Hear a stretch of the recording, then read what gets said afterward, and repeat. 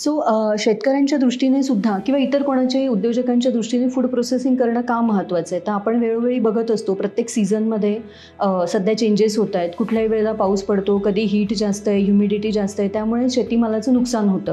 तर आपल्याकडे ऑलमोस्ट भारतात बघितलं तर 25 ते 30% हे अन्न किंवा फळं, भाजीपाला हे सगळं वाया जातं because of the climate change किंवा तुम्हाला प्रॉपर भाव न मिळणे. आणि बऱ्याच वेळेला आपण बघतो की शेतकऱ्यांनी कोथिंबीर रस्त्यावर टाकून दिली किंवा इतरही काही प्रोडक्ट्स टाकून दिले.